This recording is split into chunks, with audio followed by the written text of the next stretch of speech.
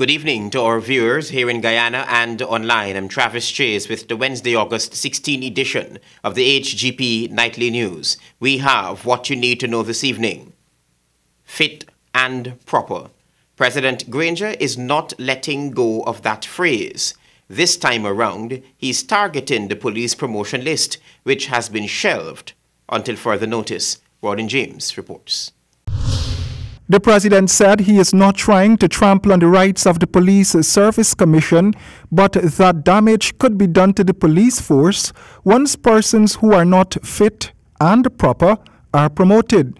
Mr. Granger said that he is in receipt of lots of complaints about some persons on that promotion list, and it is the view of his government that close attention should be paid to those complaints. My concern is that we should prevent damage to the security infrastructure of this country.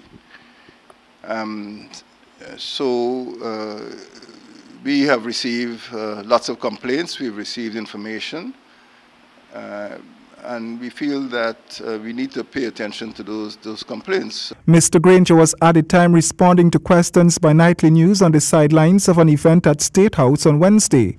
Last week, the President, through Minister Joseph Harmon, instructed the Police Service Commission that police promotions for the year 2017 be put on hold.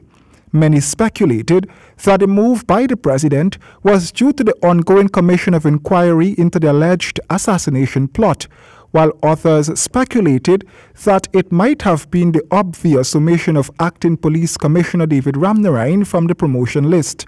So we are taking a second look at it. We want the Constitutional Commission to function efficiently, but at the same time we want to make sure that the public can depend on the decisions which come out of those commissions being in the best interest of the nation, in the public interest. And there have been some doubts, and we are investigating the complaints which have been made to us. And we've asked the Public Police Service Commission to simply delay so we can answer those queries. And once those queries are satisfactorily answered, we'll proceed. The President said there is no intention on his part to impede the work of the Commission, but the public interest is paramount and the public requires trusted officials in public posts, and that's adequate motivation for a second look at the promotion list. There have been complaints. There is evidence that injustice might have been done, and we just want some time to ensure that those complaints are investigated. The President stated that there is no witch hunting attempt afoot. Meanwhile, former Attorney General Anil Nandlal has threatened to challenge in court President Granger's advisory to the Police Service Commission if the instruction to put on hold the police promotions is not recalled. Rawdon James, HGP Nightly News. Thank you, Rawdon. There is indication that the foreign aircraft found in Guyana's Rupununi district is registered in Brazil. The probe continues. Here is more.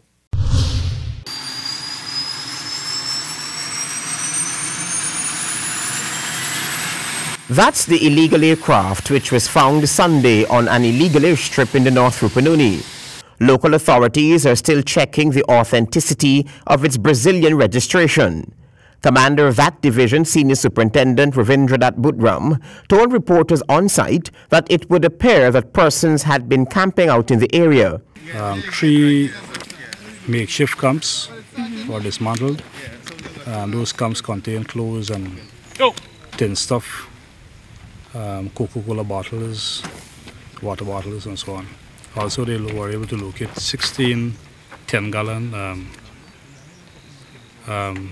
containers suspected to be containing aviation fuel, but we don't have any substance in them, so we can't conduct any tests at the moment. This document, sent to Nightly News, shows how many times the aircraft would have been delivered to several airlines, with the latest being Banco Bradesco on November 9, 2010.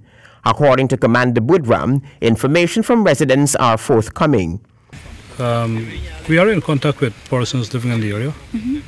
We have received information, but not aircraft landing at this location. We just got information of the airstrip.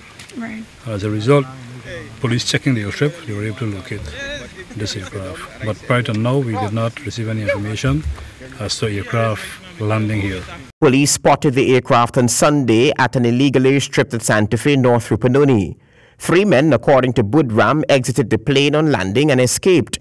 Up to news time, there had been no confirmation that the plane had been used to transport narcotics. President David Granger, in commenting on the find, was asked specifically how would local authorities put that illegal aircraft to use. Investigate how it came to happen. So it's premature for me to say what will happen to the plane. We don't know if it was in distress. We don't know if it was involved in any illegal activity. But as soon as that investigation is completed, I'm sure the Minister of State will communicate with you. Right now, we're treating it as a public security issue rather than a question of distress. We know that people are running away, and I mean, if they were, wounded, injured, or something, they wouldn't have been running, So let's get to the facts first before we jump to conclusions. The aircraft will be flown to Georgetown soon as investigations continue. Travis Chase, HGP Nightly News. Finance Minister Winston Jordan is putting to rest speculation that the government has signed onto an unfair contract with ExxonMobil. Rodin James reports. Guyana and ExxonMobil have signed on to a 50-50 sharing agreement contract. The country is also set to receive 2% royalties from oil revenues. The minister was specifically asked if he was satisfied with this deal. It is not for me to be happy or unhappy. Once cabinet has approved a document or whatever, collective responsibility. The minister said that the noise that the coalition has signed on to an unfair contract is without foundation since the contract was not crafted during the tenure of the coalition. That was a contract that was already in place. We inherited that contract. If anything, it's a plus for this government that we were able to extract something more. But let's be blunt. We inherited the contract from the previous government. The minister stated that there is no basis for renegotiating a contract that was inherited. I mean, what will happen to commerce and international transactions if you think that somebody wakes up tomorrow and says, oh, we get robbed and so on, we want to negotiate the contract again and so on. Hey, and I don't think several factors in all of this are taken into consideration. One is that no one wanted to, given our friends next door. Mr. Jordan pointed out that ExxonMobil had no easy task in assessing Guyana's oil. He said the depth of water that ExxonMobil is currently drilling in is unheard of, so they had to have specific types of technology, adding that the company has to pump billions of dollars to get out Guyana's black gold. Royden James, HGP Nightly News. Thank you, Royden.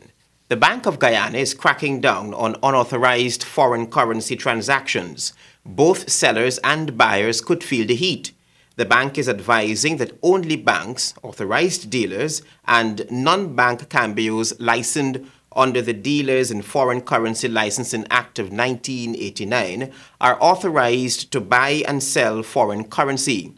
In a statement issued on Wednesday, the Bank of Guyana noted with concern that foreign exchange activities are being conducted outside of the official legal system and emphasized that any person caught contravening the Dealers in Foreign Currency Licensing Act of 1989 will be prosecuted.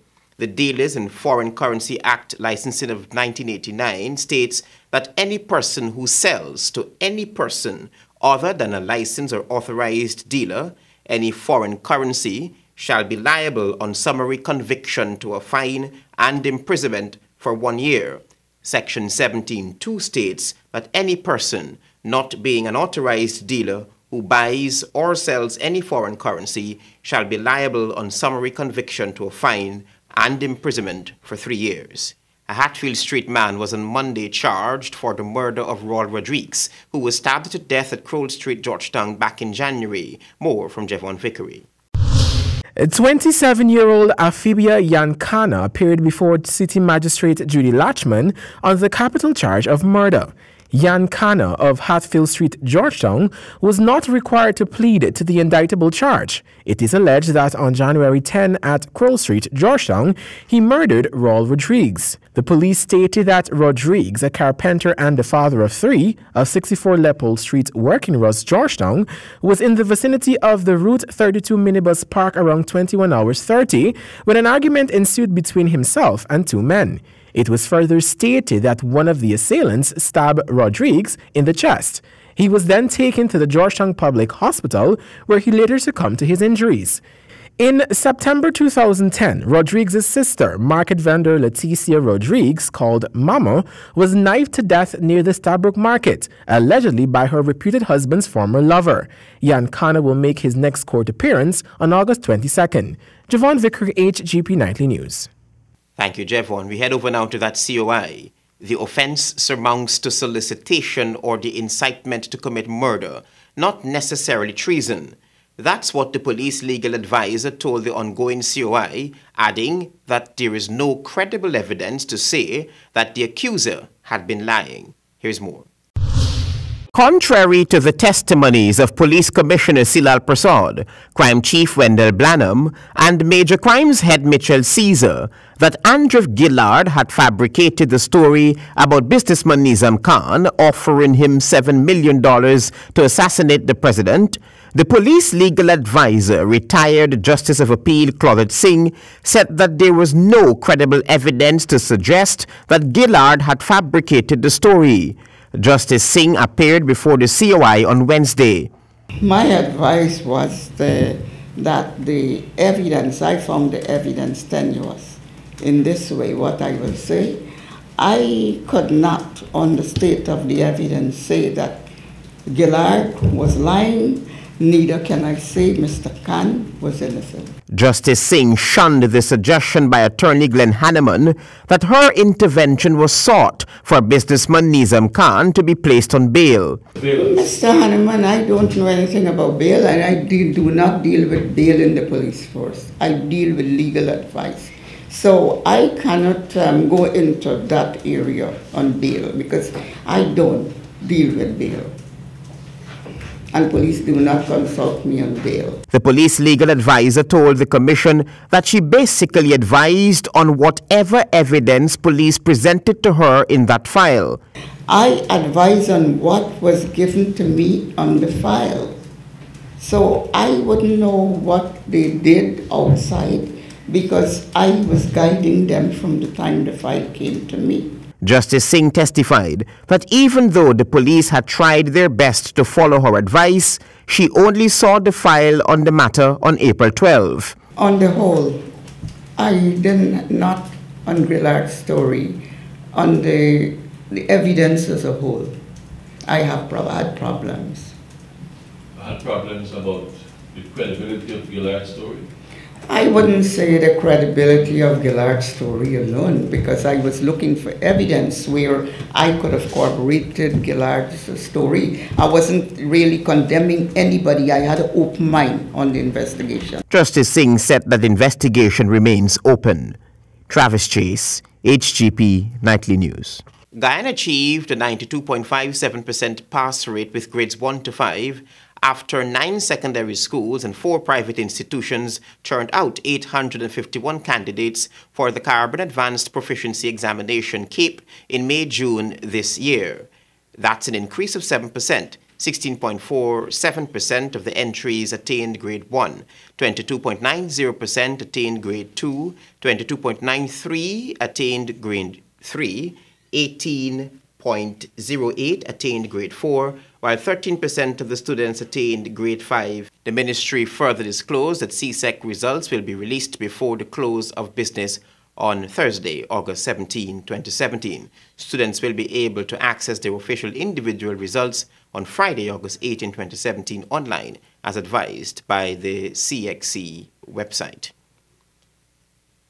President David Granger is likely to put his signature to the Broadcast Amendment Bill despite strong opposition from sections of society. The president holds the view that parts of Guyana are denied access to information and that this bill will correct that, among other things. More from Rodin James. The National Assembly earlier this month passed the Broadcast Amendment Bill of 2017, a bill that has received heavy criticism from the opposition People's Progressive Party. The Guyana Press Association and other international regional press organizations have asked the president not to assent to the legislation. Once signed by the president, the act in parts would compel private radio and television stations to set aside 60 minutes every day for public service programs. The president was asked if he will take into account the concerns raised by some owners of private media houses. The private media have my support, and I always will support freedom of communications in the private media. But we have an obligation to ensure that all corners of the country receive information, public information, about what is taking place in terms of public health, in terms of infrastructure, in terms of security. If people don't know what's going on, simply because the media are concentrated in Georgetown and not covering certain types of issues, I think there will be a deficit, an information deficit. Mr. Granger said he is willing to give a listening ear to persons who have concerns regarding the bill. There are some elements of the bill which have caused concern, but I ask that people be, that the critics be more aware of the peculiar nature of Guyana and the need to ensure that all communities are given access to information. The opposition has said once this bill becomes law, it will be the end of press freedom in Guyana. But Mr. Granger has a different view. I'm sure that in the actual function of the bill, we are not going to prevent any news medium, any outlet from fulfilling its constitutional role. But I have, and the government has an obligation to make sure that the entire country is aware of what is taking place. Now, we have issues in security. What's happening in Rupununi, what's happening in the Barima-Waini district with the Venezuelans. Who's going to get information to them, you know? We have an obligation, and I would like to ask the critics of the broadcasting bill to see both sides of the picture. The head of state is likely to assent to the Broadcast Amendment Bill. Royden James, HGP Nightly News. Thank you, Royden. The National Mining Syndicates of Guyana on Wednesday morning staged a picketing exercise in front of the Ministry of Legal Affairs. The group is expected to meet with the authorities on Friday. Jeff Van Vickery reports.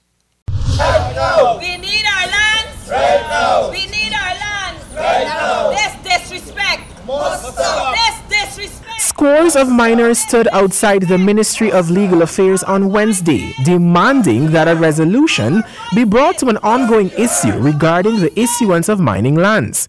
The miners say that they had applied to the Guyana Geology and Mines Commission for the lands in February of this year, and their frustration has been increasing since they have not received a response from the GGMC. President of the 14-Mile Bartica Syndicate and executive member of the national body, Renwick Solomon, explained that mining syndicate members are up in arms over the capping of 10 designated blocks. Capping is illegal. There is no section in the law that caters for capping. It leaves up to the discretion of the minister, but at the same time, I believe he can use his discretion. If there's 100% in a syndicate, his discretion can be more reasonable and more liberal. However, when questioned by Nightly News about whether the procedure to distribute mining claims could have been a factor in the delay, Kurt David, the president of another syndicate, had this to say. Well, really and truly, there is a period that is supposed to take. But really and truly, the year and the time that we would have applied would have elapsed. So this is why we're asking, and because the number of the members in the syndicate and the number of forces who are not working presently, we're asking for some special attention to be given to us. Meanwhile, Attorney General and Minister of Legal Affairs Basil Williams, during the protest exercise outside the ministry, met with the miners. He assured that he will follow up on their behalf. We can't really ventilate this here now on the road, but I undertake to have a meeting with your representatives. Could you fix the time? Tomorrow, what we have tomorrow? It might be Friday then. Friday. Probably have to be Friday. You come and meet me on Friday and we'll have to look at it. Javon Vickery, HGP Nightly News. Thank you, Javon. President David Granger announces another ministerial reassignment. Anna George is on the story. Minister within the Ministry of Communities, Dawn Hastings, as of month end will no longer be responsible for the water sector under the Ministry of Communities, but will be appointed Minister of Public Affairs within the Ministry of the Presidency. This announcement was made on Wednesday by President David Granger. It is a question of my own judgment, and my judgment, as you know, I continuously have to evaluate the workload of every ministry. For example, as you know, the Ministry of Public Infrastructure used to be responsible for post and telecommunication. At a certain point in time, I found it prudent to appoint Minister Catherine Hughes and give her responsibility for public telecommunication, including posts. So there's been some rebalancing there. Mr. Granger said this reassignment is part of the continuous process to ensure the government works well. The Ministry of the Presidency, as you know, over the last 2 years has had to take on responsibility for Department of Environment.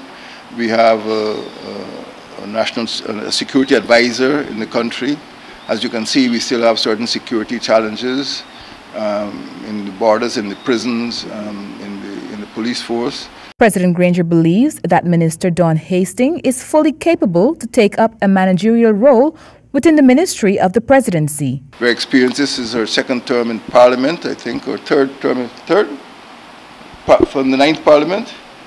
9th, 10th and 11th Parliament. She's a very experienced parliamentarian, and I have every confidence that she'll be able to assist the Minister of State, the Prime Minister, and myself in bearing the workload in the Ministry of the Presidency. Reporting for HGP Nightly News, Anna George. Minister of Finance Winston Jordan says that commercial banks' drastic measure to cease lending for home building will not hurt the housing sector. Javon Vickery explains more. While withholding the identity of the banking institution, Minister of Finance Winston Jordan explained that the decision to cease lending to persons desirous of building homes could have been caused by several factors, one of those being what banking institutions call non-performing loans. According to the Bank of Guyana, relative to December 2016, there has been a decline in the performance of loans in the agriculture and housing sectors, with a decrease of 33 billion to 29.9 billion. It was further stated that in the mining and quarrying sector, there has been an increase, but not substantial. Minister Jordan, however, stated that the move by the banking institution would not have a negative impact on Guyana's housing sector. At a general level, you may worry, but like I said, we have enough banks in Guyana. Where one bank may pull out, another bank may go in and, as I said, use a different approach, a different strategy. And at the end of the day, it comes down to profit. All these banks are not state banks; they're private banks, you know. And private banks, the first motive is profit. Mr. Jordan clarified, however, that loans from the institution will only be granted for the purchasing of homes. He reiterated that if loan agencies don't receive what is expected from their borrowers, stern decisions will be made. So they're still in the housing sector, but I think maybe they got burnt, maybe there are too many non-performing loans in the housing sector, maybe they're not into real estate, you know, because all you could do is hold the real estate. You know, and non-performing loans means just that, it's not earning anything. And so any bank will have to continuously assess its customers, its lending, and so on, to see where their greatest profit is coming from. Government announced that throughout 2017, it will be investing $5 billion in the housing sector for the delivery and construction of 758 housing units in regions 2, 3, 4, 5, 6, 7, and 10 in a bid to boost the economy. Javon Vickery, HGP Nightly News. Recently appointed Region 3 school administrators are engaged in a 2-day induction workshop aimed at transforming them into professional, dynamic leaders. Kristen Macklingam was at the opening of the workshop. In order to empower teachers and create dynamic leaders, the Department of Education Region 3 has commenced a 2-day induction workshop for school administrators here at the Lenora Secondary School, West Coast Demerara. The knowledge being imparted to these administrators and senior teachers of Region 3 is expected to enhance their skills while training them in the areas of good record keeping, accountability, and more. This is according to representative of the Regional Education Office, Devendra Prasad. Today, at the end of the session, school administrators will apply their newly acquired knowledge and skills in a professional manner to address general and specific issues relating to both teachers and students' welfare. Mr. Prasad stated that as good leaders who are empowered, they must practice good judgment, which is ethical and unbiased. You do not need to be a great speaker or an orator. You just need to communicate always and make a stable connection with all team members in various situations. Remember, we cannot lead in silence. According to the Region 3 Education Office's representative, administrators at schools can influence those under their charge, and therefore they must be able to cope with the challenges that come with their portfolios.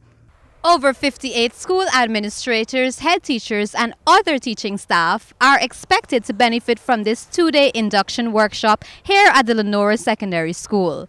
Reporting for HGP Nightly News, I am Kristen Macklingam. That induction workshop for school administrators for Region 3 has been told that deviance in the teaching profession is highest among teachers in Region 3. Here again is Kristen Macklingam. All teachers in the public service are expected to possess certain qualities and lead by example while following stipulated rules, but there seems to be a problem in Region 3, which is recorded to have the highest rate of infractions among public school teachers. That's according to the Guyana Teachers Union representative of Region 3, Julian Cambridge, who told an education workshop on Wednesday that teachers in Region 3 are too frequently hauled before the Guyana Teaching Service Commission following complaints issued against them. As we about to start a new school year, I want to challenge you head teachers that let 2017-2018 school year be one where we have less teachers from our school going to Teaching Service Commission. At the GTU level, we receive all the complaints. And it's sad to say that region number 3 has the highest rate of teachers going to the Teaching Service Commission for various disciplinary matters. He explained that another issue which needs to be addressed at the level of school administrators and head teachers is that of tardiness, stating that as leaders, these seniors need to ensure that they not only talk the talk but walk the walk, so that their subordinates will follow. As head teachers, as administrators, once we're late on our plant, we can't tell our teachers anything. Once we're late on our plant, we can't tell our teachers anything. Because if you're always late, what are you going to tell me as a junior teacher? And we always have a tendency, we're in school business. You call a school, oh, HM is not there today, she's on school business. According to the Region 3 GTU's representative, all teaching staff throughout the region need to be committed to executing their duties, since only then would they be able to truly develop themselves and excel at their jobs.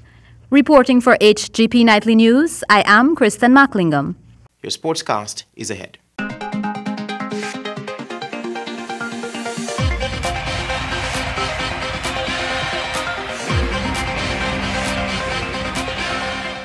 Good evening, I'm Colin Abrams with the HGP Sports.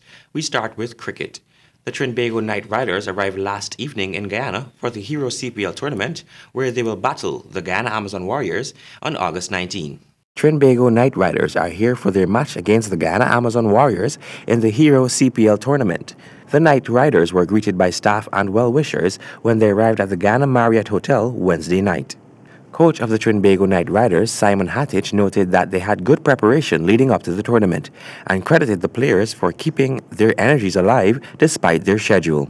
Oh, look, I don't think we've certainly played our best cricket just yet. We've had a couple of games where, you know, we've played really well. I think the first game in St. Lucia was pretty much a complete game.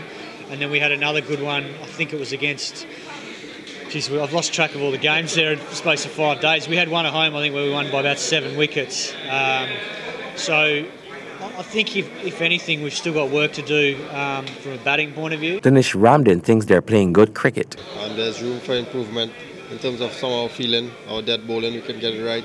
And then one of our top 4 batters to bat deep and get a big 70 or 80 to take us over the line rather than leaving it for the lower order to pull us through in the last couple games. Ramden said he anticipates that the Warriors will come hard and expects nothing but a good fight. Ghana defeated ICC Americas by 148 runs in their opening round match of the Regional Under-19 Cricket Championship in Trinidad and Tobago on Tuesday. Fresh from their 3-day triumph, Ghana led by Kevin Sinclair, 82, Raymond Perez, 58, Ronaldo Ali Muhammad, 49, and Bashkar Yadram, who made 43 and took 4 for 24, saw them home to victory. Scores for that match are Ghana 259 for 7 of 50 overs, Kevin Sinclair, 82, Raymond Perez, 58, Ronaldo Ali Muhammad, 49, Bashkar Yadram, 43, and Gil Akshdeep, 3 for 40. ICC Americas 147 for 9 of 50 overs, Adi Heti Bavindu, 36, and Bhaskar Yadram, 4 for 24. Trinidad and Tobago defeated Leeward Islands by 7 wickets in the opening round of their one-day phase of the Regional Under-19 Championship at Millennium St. Kitts. Scores are Leeward 122 of 39.2 overs, Yuri Smith 33, Kadeem Henry 27, Avinash Mahabir Singh 3 for 12, and Matthew Patrick 3 for 18. Trinidad and Tobago 124 for 3 off 21.5 overs, Leonardo Julian 41, Cephas Cooper 22, Keegan Simmons 22, Shakoy Floyd 2 for 24. Windward Islands defeated Jamaica by 7 wickets in their first round one-day match in the Regional Under-19 Championship in Conakry. Scores are Jamaica 140 for 39.3 overs, Javor Royal 43, Brad Bernes 33, Shermal Lewis 4 for 20, and Akil Athenes 3 for 19. Windwards 141 for 3 off 34.4 overs, Emmanuel Stewart 76, not out, Janelle Eugene 26. We bring you an update on the boys under 15 CONCACAF tournament. Suriname came in from behind to beat the young Jaguars 3-1. Here's Stanford Howard with the details. Ghana lost to South American neighbor Suriname 3-1 in their second match of the CONCACAF Boys Under 15 Championship at the impressive IMG Academy in Florida on Monday. It was a come-from-behind win for the Surinames, who were down 1-0 in the 18th minute after Ervil Daniels made no mistake with his shot. Daniels received a low cross from within the box, which he volleyed past the Surinames goalkeeper. 2 minutes later, into the 20th minute, Fernando equalized the match for Suriname before Burnett gave the Dutchmen a 1-goal advantage with a goal in the 36th minute. The young Jaguars trailed 2-1 after the first 45 minutes of play. Burnett completed a brace after he scored again for Suriname in the 60th minute to double his side's lead, taking the score to 3-1. Guyana tried to pull one back, but Suriname were better than them on Monday morning. Having drawn against St. Kitts and Nevis 1-1, Guyana will resume play in the tournament tomorrow, Thursday, August 17, when they come up against St. Lucia in their final Group F clash. For HGP Sports, I'm Stanford Howard. Master Distribution under their Cricks brand hands out tickets to lucky customers for the upcoming Hero CPL matches. 30 lucky customers received tickets for the upcoming Hero CPL matches scheduled to begin Thursday at the Guyana National Stadium, compliments of Master Distribution under their Cricks brand. Customers were urged to purchase a box of any Cricks product, after which they received coupons to fill out and drop into boxes located nationwide, said brand manager Elisa Howard. So this promotion has been a great success for us, and also we will be present at all 4 of the cricket matches, so please look out for us. With smiles all around, customers received their tickets and thanked the company. In the first match of the Hero CPL Guyana leg, the Guyana Amazon Warriors will take on the Jamaican Tallawahs. And that is all for tonight's sportscast. Back to you, Travis. And that is all for tonight's sportscast. Back to you, Travis.